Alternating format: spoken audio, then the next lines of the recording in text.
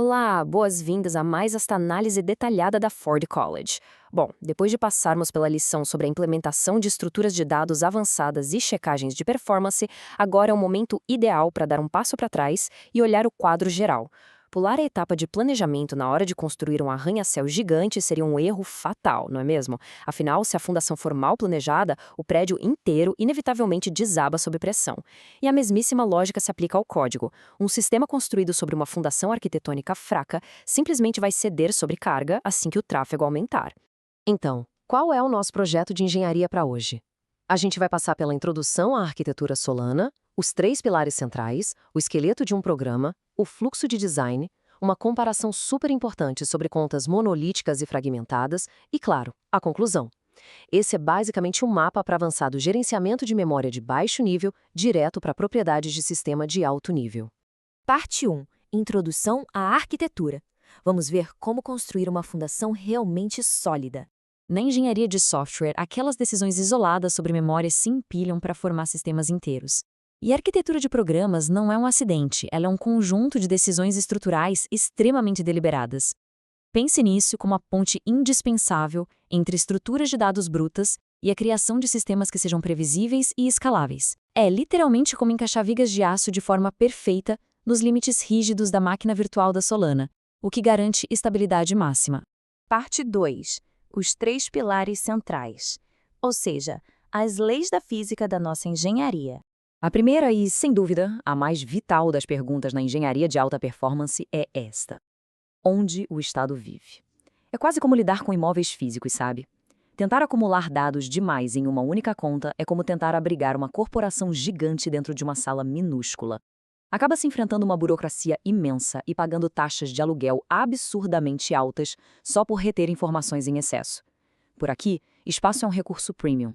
E isso nos leva direto aos três pilares da fundação. O primeiro, que é onde o Estado vive, dita a granularidade e o layout da conta.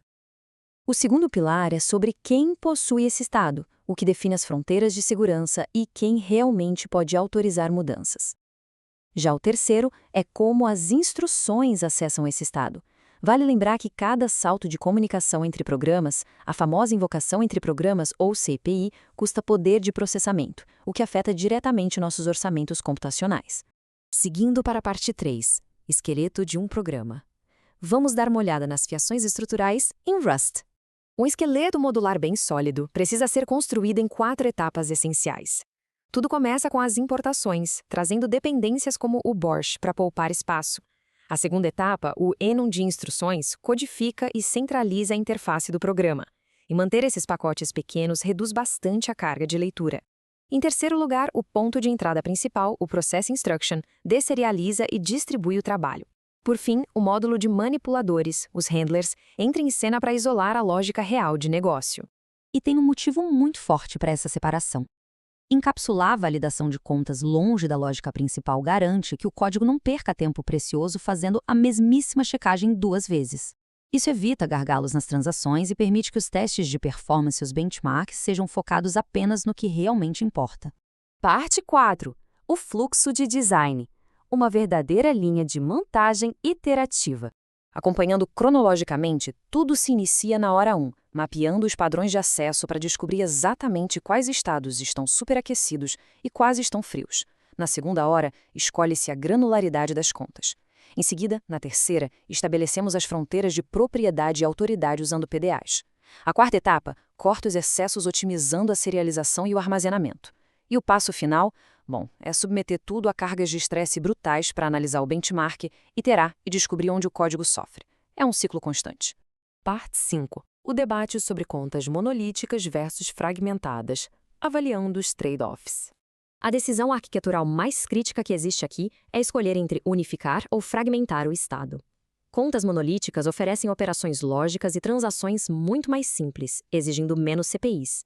Porém, elas criam um gargalo severo quando muitos usuários tentam atualizar o mesmo dado simultaneamente. Por outro lado, as contas fragmentadas, ou sharded, destrancam um paralelismo incrível. O preço disso? Elas exigem um controle muito maior, além de gerar mais metadados e maiores taxas de aluguel. É uma balança puramente de engenharia. Finalmente, a parte 6, nossa conclusão. O controle de qualidade final de tudo que vimos. A grande tensão arquitetônica sempre se resume a este duelo: modularidade contra desempenho. Um código modular e limpo reduz a carga cognitiva e possibilita a reutilização.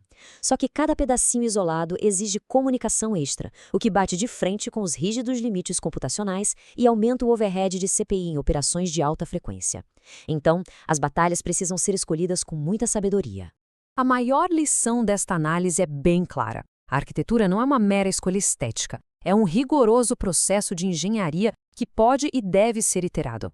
Com essa fundação devidamente cimentada aqui no módulo de estruturas avançadas, o terreno está preparado para darmos continuidade ao curso de programação na Solana, onde a teoria vai virar padrão real de execução. E para mergulhar ainda mais fundo nesse universo e explorar vastos conteúdos sobre a Web3, basta acessar o site forge.college. E fica uma provocação mental antes da próxima construção. Ao desenhar os caminhos mais intensos e quentes de um sistema, o que o mapeamento de acesso revelará? Muitas vezes, a teoria pura acaba escondendo gargalos que só o planejamento prático e minucioso consegue expor. Fica aí o desafio de estruturar esses mapeamentos antes do próximo passo. Muito obrigado por acompanhar este guia explicativo e até a próxima.